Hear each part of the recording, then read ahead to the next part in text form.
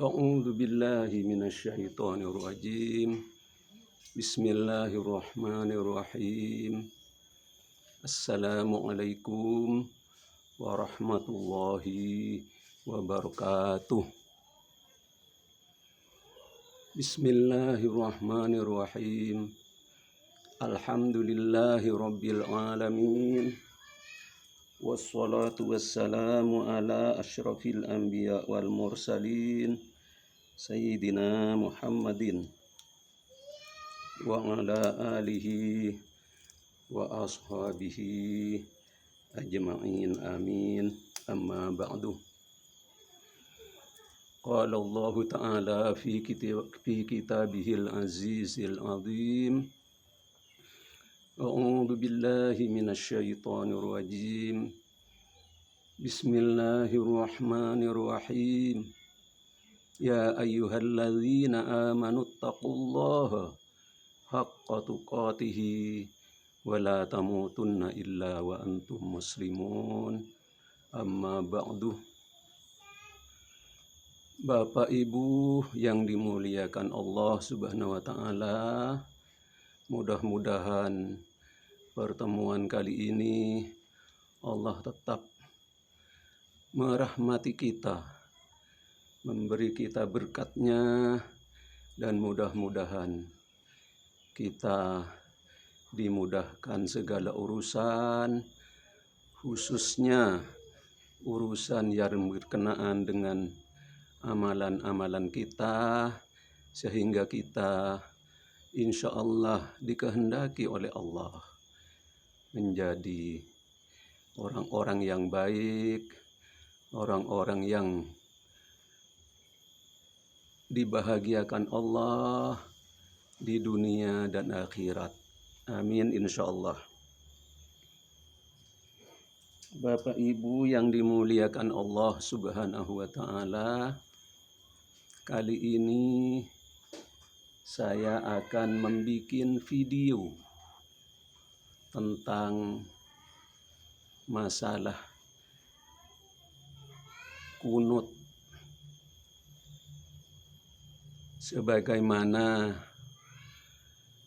yang terjadi di antara kita, bahwa kunut ini tetap ramai, terutama adanya mitsos ini. Kunut itu ada ikhtilaf. Tentu Bapak Ibu sudah maklum sebenarnya.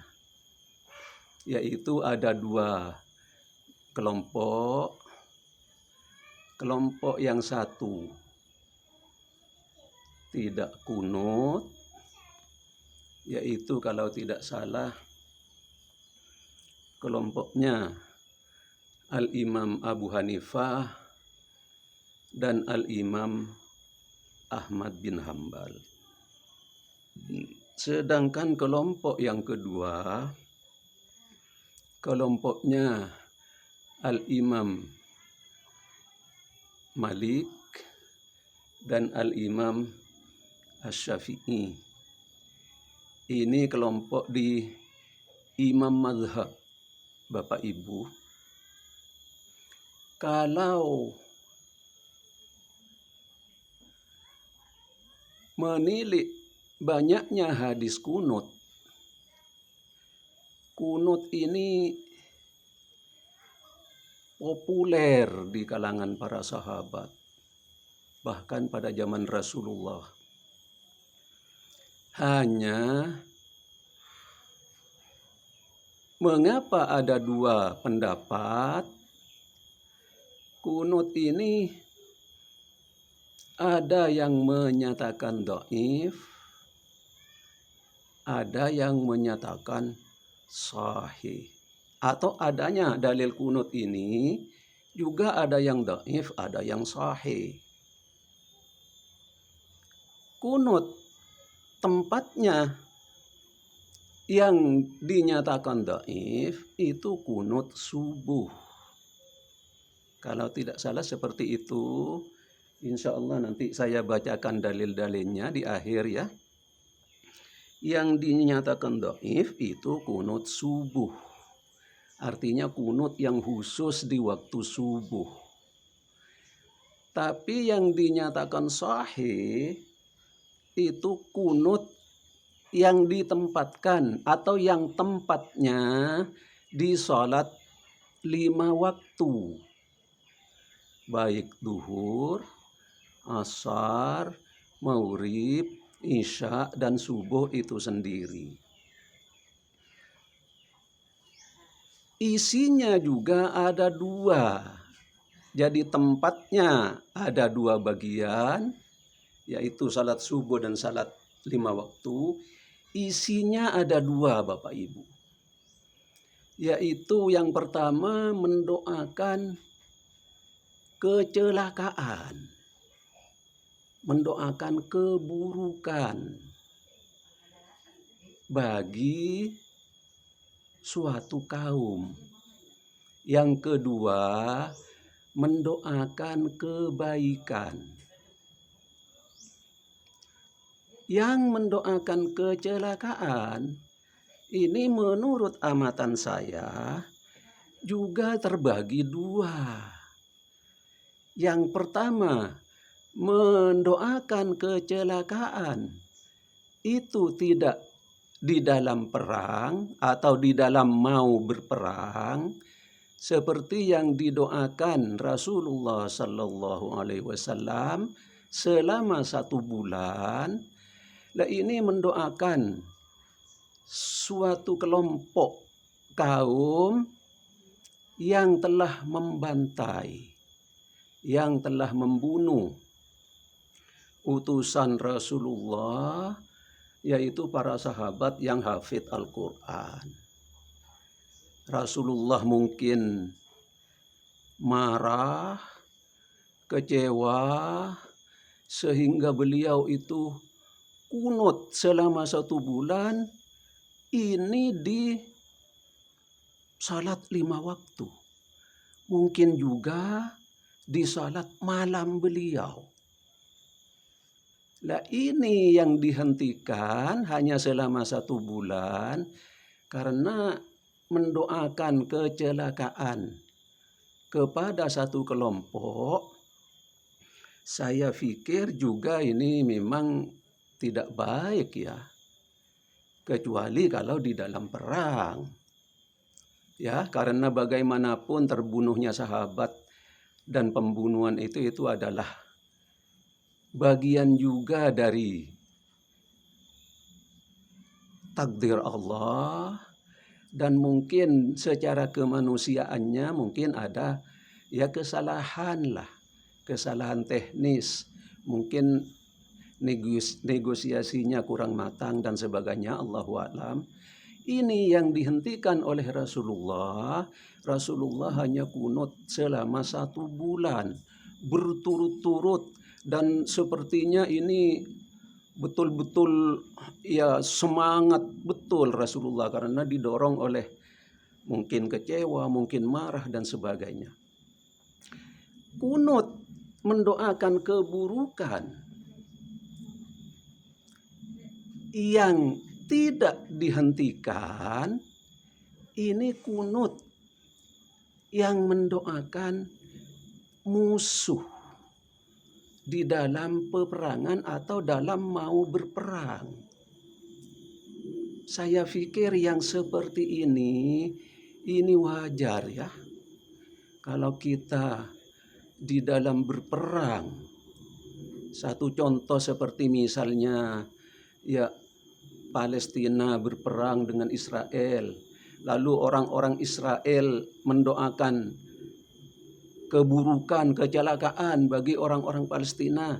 Saya kira ini wajar ya, manusiawi ya, Allahu a'lam.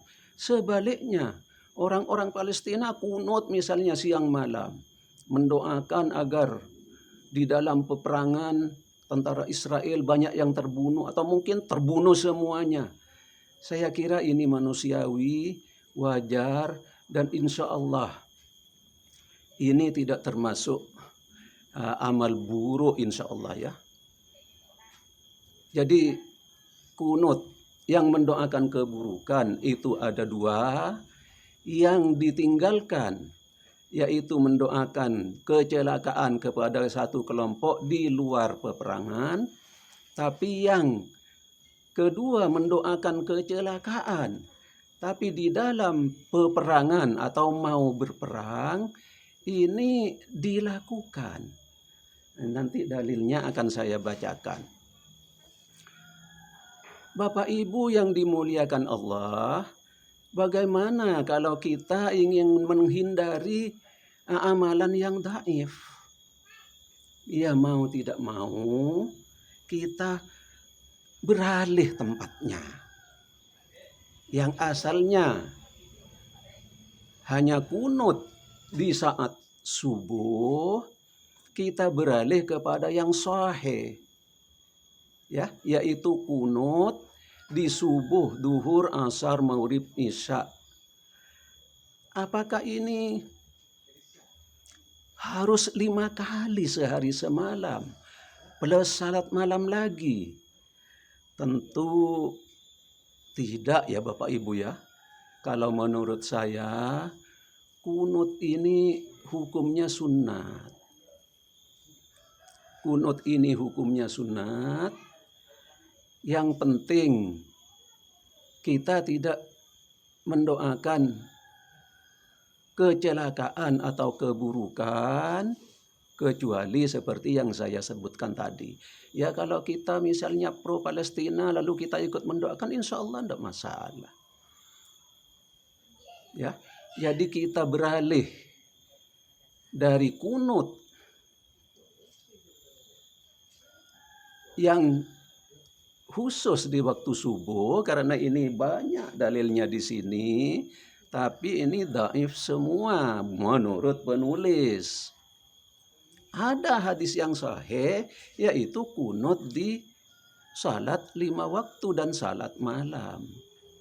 Jadi kita beralih ke kunut yang ditempatkan di salat 5 waktu, tapi ya kalau sempat 5-5-nya ya mungkin ya bagus. Kalau sempat di misalnya subuh dan maghrib juga bagus. Kalau sempatnya di subuh saja tidak masalah. Tapi tetap niatan kita ya beralih kepada sunat kunut yang di salat 5 waktu. Kunut ini hukumnya sunat, sama sekali tidak kunut juga tidak ada masalah. Karena sunat ini dapat pahala kalau dikerjakan, tidak berdosa kalau ditinggalkan. Perkara sunat kan banyak Bapak Ibu. Ada sunat salat ini, salat itu, ada sunat puasa ini, puasa itu. Kan banyak orang yang tidak melaksanakan. Tidak masalah berarti. Jadi kalau kita hanya fokus istiqamah misalnya sempatnya di salat subuh. Karena kan salat subuh ini mau menghadapi siang ya. Nah, kita mau bergulat dengan waktu siang, yaitu kita mencari maisha. Maka berkunut kan tidak ada salahnya berdoa. Yang penting kalau kita doanya doa kebaikan. Jangan berdoa keburukan. Ya kalau kita terbawa emosi misalnya mendoakan orang Palestina, insya Allah tidak masalah. Ini ada dalilnya. Ya, jadi kita beralih ke tempatnya di salat 5 waktu dan salat malam. Isinya juga, kalau isinya tidak ada masalah sebenarnya. Jadi isinya tidak ada yang mendaifkan. Karena isinya itu doa ya. Ya kalau di zaman Rasulullah, zaman sahabat, kunut itu tidak seperti kunut kita. Ya kita karena tidak ngerti bahasa Arab, ya kunutnya tetap yang itu-itu. Tapi kalau saya melihat materinya, ya insya Allah itu baik. Karena itu doanya umum. Salah satu contoh, Allahumma hdini fi man hadait. Ini kan doa kebaikan dan umum. Ya, insya Allah isinya tidak masalah. Kalau kita terbawa emosi mendoakan orang Palestina misalnya, membantu mendoakan, insya Allah juga tidak masalah. Tapi jangan keseringan ya, karena bagaimanapun doa buruk ini ya lebih baik doa baik lah. Kalau Rasulullah berdoa misalnya, ya Allah berilah hidayah kelompok-kelompok yang telah membantai sahabat-sahabatku agar mereka mau masuk agamamu ya Allah. Insya Allah ini tidak akan di-stop, saya yakin. Ya, insya Allah tidak akan di-stop ya. Karena yang berdoa Rasulullah dan para sahabat, ya doanya bikin sesuai keperluan. Kita tidak bisa bikin, ya kita doa yang ada saja.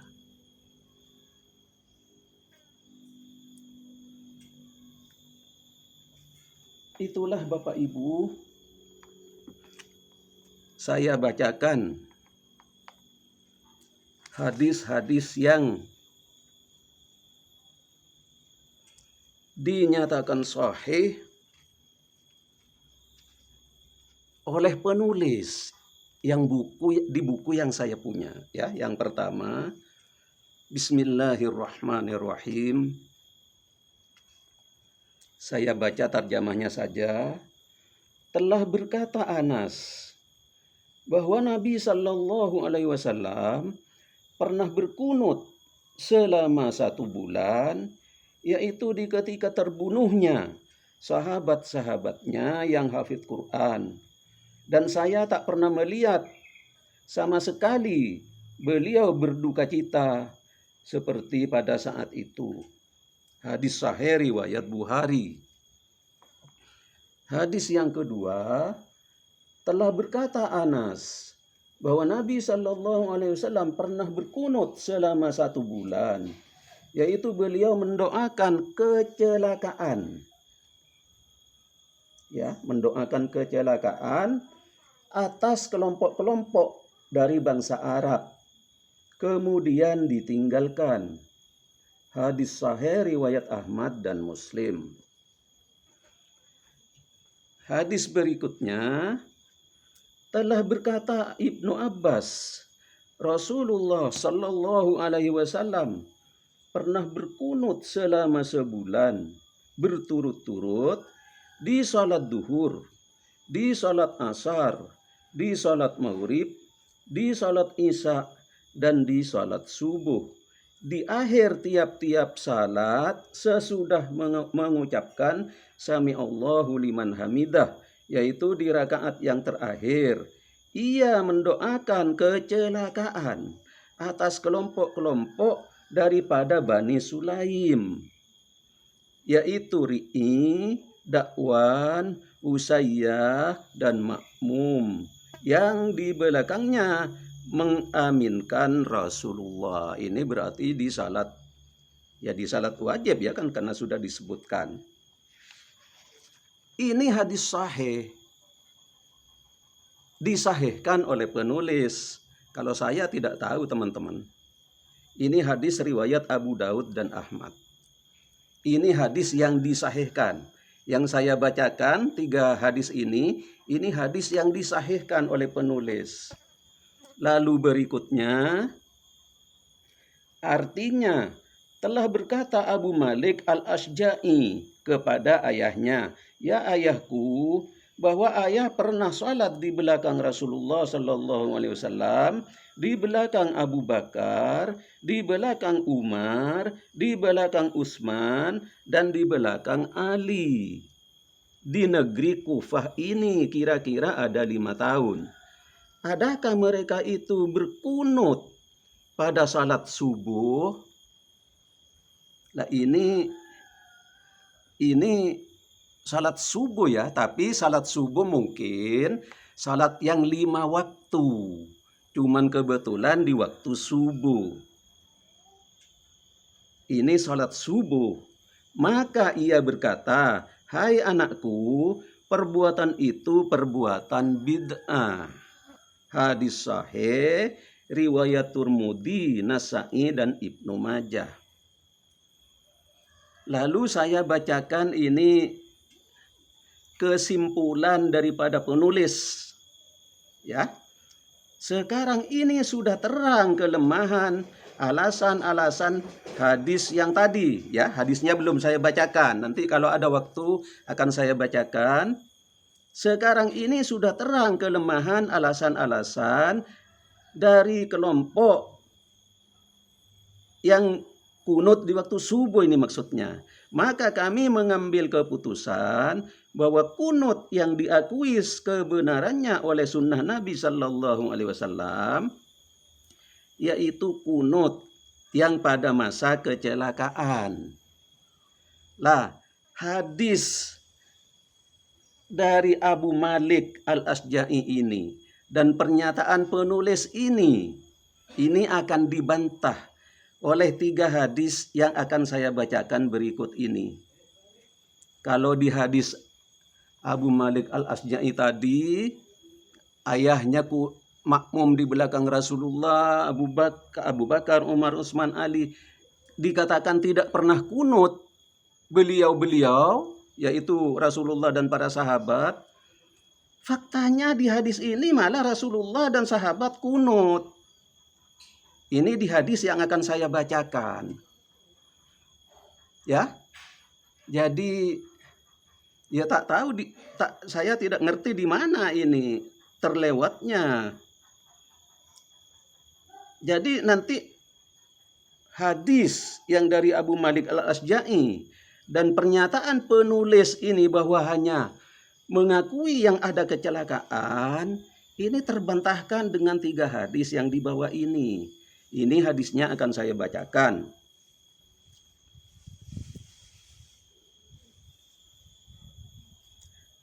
Telah berkata Anas bahwa Nabi Sallallahu Alaihi Wasallam itu tak pernah berkunut,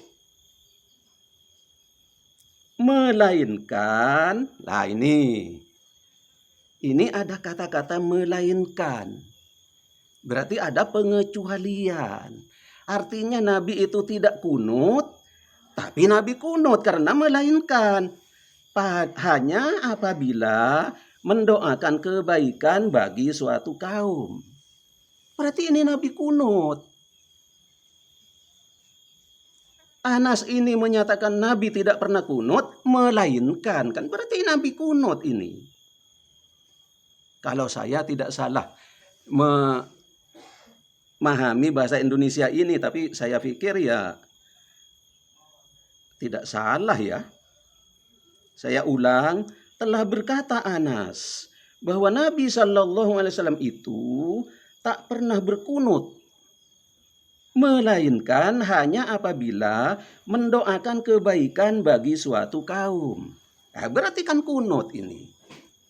Dan kunut yang kebaikan maupun, saya lanjutkan dulu ya, atau mendoakan kecelakaan atas suatu kaum. Jadi pada saat mendoakan kebaikan, pada saat mendoakan kecelakaan, ini Nabi kunut, tidak berhenti.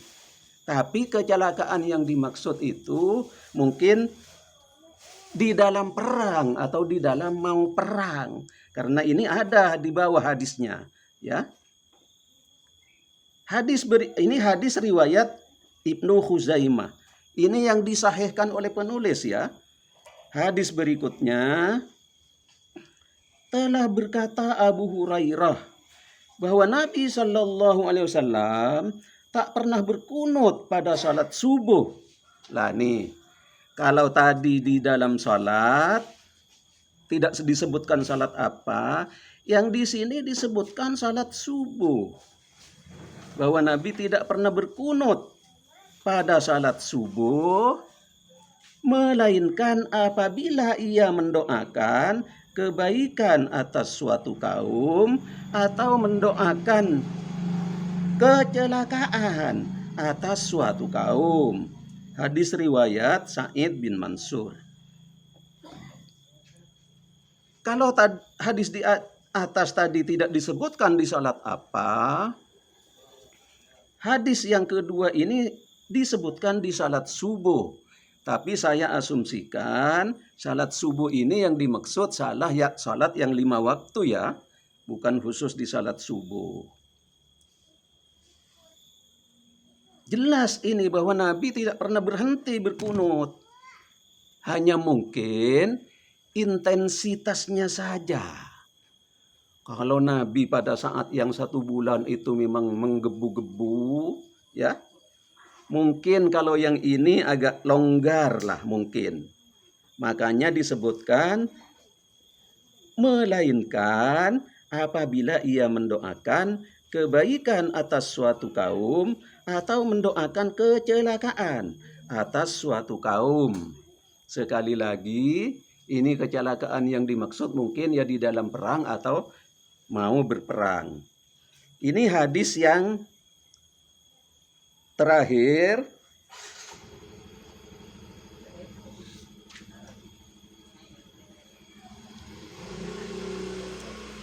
Artinya telah berkata Sya'bi ketika Ali berkunut pada salat subuh. Ini disebutkan salat subuh ya. Ketika Ali berkunut pada salat subuh, menegurlah akan yang demikian itu orang-orang ramai.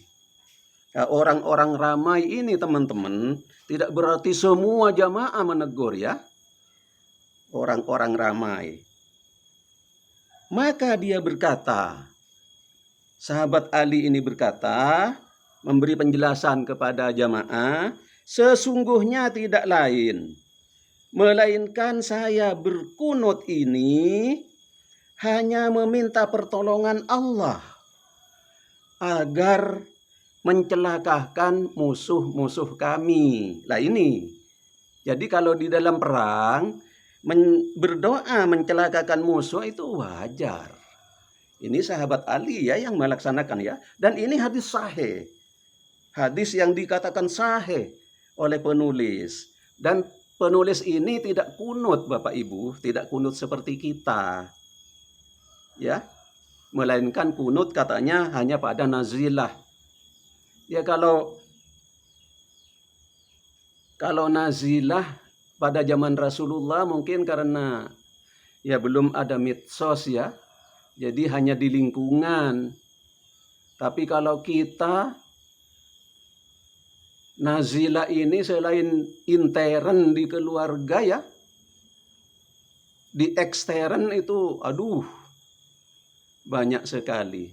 Ya Palestina, ya Ukraina, ya mungkin chatnya, ya mungkin ada Aceh, Sumatera Utara, aduh. Jadi masalah bagi kita itu tidak ada salahnya kalau kita kunut terus-menerus. Ya. Tidak ada salahnya. Karena memang nazilah ini bagi kita umat Islam terus-menerus sepertinya. Terutama ya di keluarga ada saja masalah. Jadi kalau kita berdoa meminta pertolongan Allah, apa salahnya? Ya, ini 3 hadis ini sudah membantah hadis dari Abu Malik Al-Asja'i yang mengatakan ayahnya tidak pernah bahwa ayahnya mengatakan bahwa Rasulullah dan para sahabat tidak pernah kunut, ini sudah terbantahkan dengan hadisnya ini sendiri. Jadi bukan saya yang membawakan hadisnya ini dari penulis ini. Lalu pernyataan penulis kesimpulannya ini hanya menyatakan bahwa kunut yang dibenarkan adalah kunut kecelakaan atau kunut nazilah, ini juga terbantahkan. Karena hadis yang di bawahnya ini melainkan apabila mendoakan kebaikan bagi suatu kaum. Berarti tidak hanya mendoakan kecelakaan. Kalau mendoakan kebaikan, ini bisa saja di dalam nazilah atau di luar nazilah. Kan Rasulullah kan tanggung jawabnya kepada umat kan. Hadis yang kedua sama. Lalu hadis yang ketiga ini tentang sahabat Ali. Ini mendoakan musuh-musuhnya. Ya kalau misalnya kita berperang memohon kepada Allah mudah-mudahan musuhnya banyak yang terbunuh misalnya, kan wajar kan. Atau musuhnya mati semua misalnya, masih wajar. Namanya perang. Masih wajar saya pikir. Jadi ini hadis yang di dalam peperangan.